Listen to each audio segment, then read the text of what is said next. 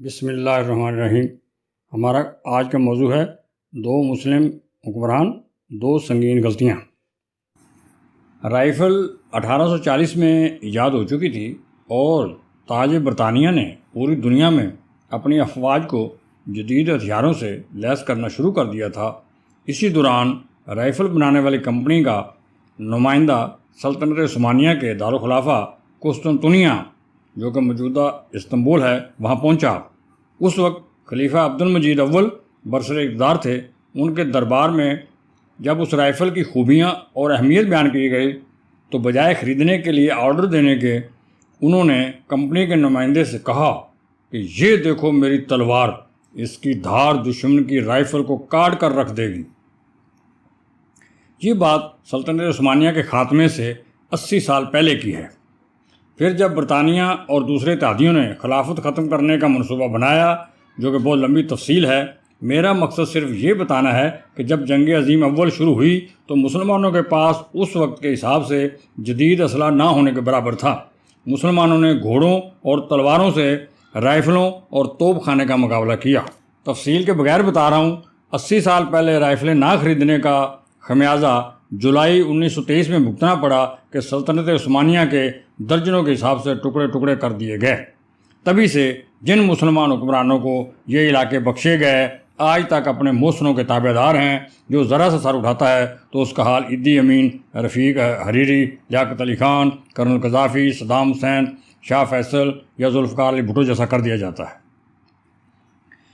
جبکہ نئی ریاست اسرائیل کی وزیر اعظم گولڈا میئر نے جب اسلحے کے لیے دنیا کا سب سے بڑا آرڈر امریکہ کو دیا تو اس وقت کے امریکی وزیر خارجہ نے اس سے سوال کیا کہ آپ نے اپنی حیثیت سے بڑھ کر اربوں ڈالر کا اسلحہ خریدنے کا پروگرام کس وجہ سے ترتیب دیا ہے؟ تو گولڈا میئر نے بورچی خانے میں خود چائے پکاتے ہوئے برابر میں پڑی ہوئی میز پر بیٹھے امریکی وزیر خارجہ سے کہا کہ ہاں، اس کی ایک وجہ ہے۔ میں نے اسکول میں مسلمان بچوں کی کتاب میں پڑھا تھا کہ جب ان کے نبی صلی اللہ علیہ وسلم اس دنیا سے رخصت ہوئے تو اس رات دیے کا تیل ان کے گھر والے کسی سے ادھار لائے تھے، جبکہ ان کے سرہانے 9 تلواریں جدید لٹک رہی تھیں۔ اور دوسری بات، دنیا فتوحات گنتی ہے، وہ عرب بھوکے پیاسے لڑے یا ان کے دسترخوان وسیع تھے، اس سے دنیا کو غرض نہیں۔ اسی لیے میں نے کوئی نوکر نہیں رکھا، کھانے پینے کی بجائے ہم نے دنیا کی بڑی طاقت بننا ہے۔ اس سلسلے میں قرآن پاک سورہ انفال آیت نمبر 60 میں اللہ تعالیٰ فرماتا ہے، اور ان کے لیے تیار رکھو جو قوت تمہیں بن پڑے اور جتنے گھوڑے باندھ سکو کہ ان سے کہ ان کے دلوں میں دھاگ بٹھاؤ جو اللہ کے دشمن اور آپ کے دشمن ہیں۔ دوسرے نمبر پر اب آ رہے ہیں ہندوستان پر مغلوں میں سب سے زیادہ یعنی 40 سال حکومت کرنے والے بادشاہ جلال الدین اکبر ہیں۔ 13 سال کی عمر میں بادشاہ بن گئے تھے۔ جب چھاپا خانہ ایجاد ہوا تو اس وقت برطانیہ سے ایک شخص اسے لے کر ہندوستان آیا اور دربار اکبری میں اسے چلا کر دکھایا کہ کیسے جلدی کتاب چھاپی جاتی ہے۔ یہ دیکھ کر چاہیے تو یہ تھا کہ فوراً ایسی مشینیں منگوا کر پورے ہندوستان میں پہلے سے موجود ہاتھوں کی لکھی ہوئی کتب کو عام کیا جاتا، مگر شومی قسمت ہمارے خطے میں جہالت نے آگے چل کر اپنے ڈیرے ڈالنے تھے۔ اکبر بادشاہ نے گرجدار آواز میں کہا، نہیں، ہمیں یہ چھاپا خانہ نہیں چاہیے، اس طرح تو میرے کاتب یعنی ہاتھوں سے لکھنے والے سب بے روزگار ہو جائیں گے۔